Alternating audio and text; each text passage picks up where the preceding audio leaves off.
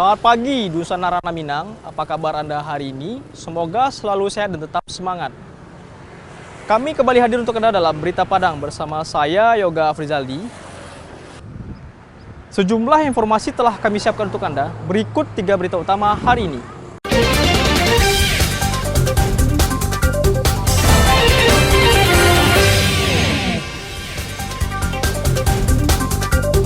Program makan bergizi gratis di Payakumbuh terhenti setelah 3 pekan berjalan.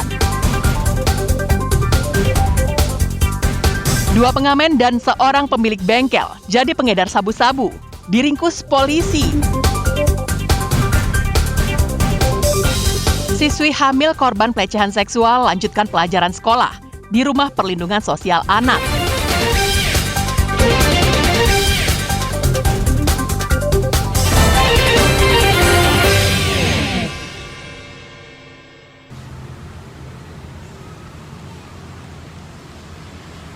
Program makan bergizi gratis yang telah berjalan selama 3 pekan di Payakumbuh terhenti.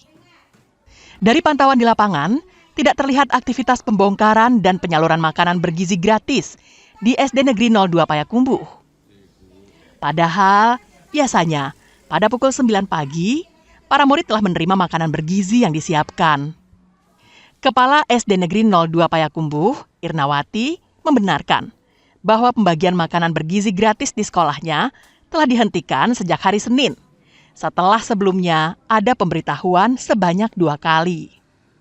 Terkait hal itu, pihak sekolah juga meneruskan pemberitahuan itu kepada orang tua murid, agar anak-anaknya membawa bekal makan siang ke sekolah.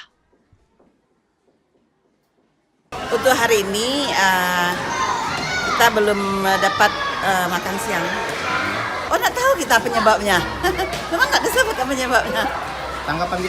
Hal yang sama juga terlihat di SMP Negeri 4 Payakumbuh. Pihak sekolah mengaku tidak mengetahui penyebab dihentikannya program MBG yang telah berjalan sejak 13 Januari lalu. Itu untuk mulai hari ini, itu untuk sementara katanya dihentikan dulu dalam waktu yang belum ditentukan. Jadi dengan adanya itu kemarin, tentu kami terima informasi itu sekitar hari Sabtu atau Minggu, kalau tidak salah. Kami segera menyampaikan pada anak-anak, pada orang tua, supaya mereka itu siap juga dengan konsumsi anaknya hari ini. Karena anak kita kan pulangnya sore, biasa seperti itu. Sementara itu, suasana di dapur penyedia makan bergizi gratis di Payakumbuh terlihat sepi. Tidak ada aktivitas produksi makanan bergizi gratis. Ruang produksi terlihat dikunci. Tidak ada penjelasan sama sekali kepada media, baik dari penyedia makanan bergizi gratis maupun dari Dinas Pendidikan Payakumbuh, penyebab dihentikannya program MBG itu. Ikhlasul Ihsan melaporkan dari Payakumbuh.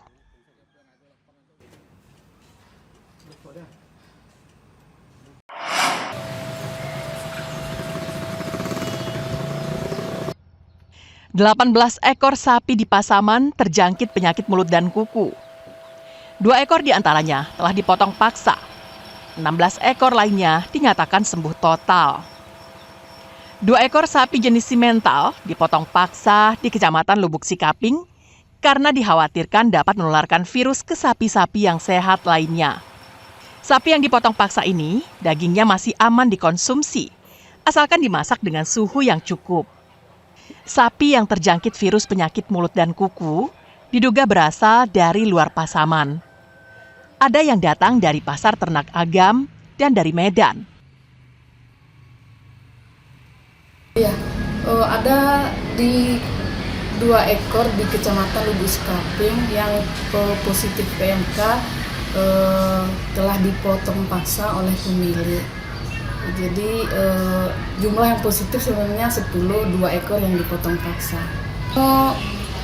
Sapi yang telah terinfeksi PMK yang dipotong paksa bisa dikonsumsi oleh masyarakat, asal mungkin pemasakan dengan normal dengan suhu yang cukup.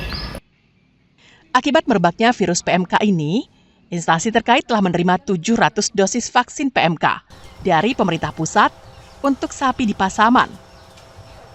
Dari jumlah itu, 150 dosis vaksin telah disuntikan kepada hewan ternak. Safatul Ulum melaporkan dari Pasaman.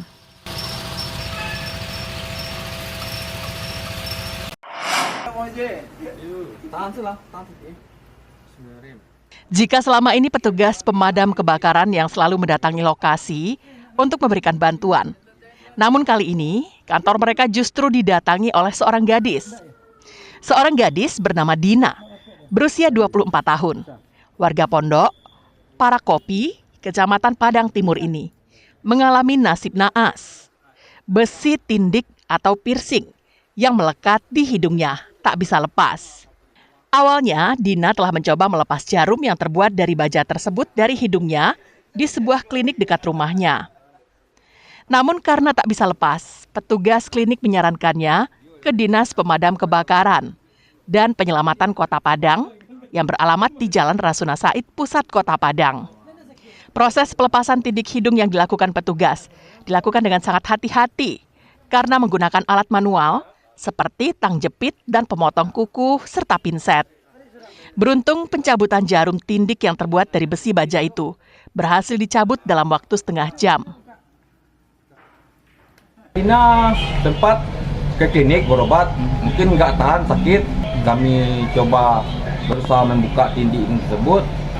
Kebetulan tindik hidung itu kan ada mor atau penyangga dalam hidung itu nggak bisa dilepas secara manual. Terpaksa kita lepas pakai tang jepit. Kalau kendala cuman korban menahan sakit.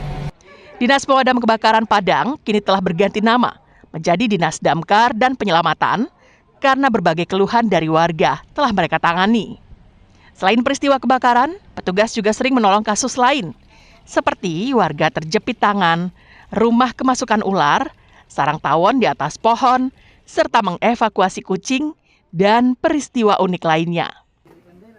Alfi melaporkan dari Padang.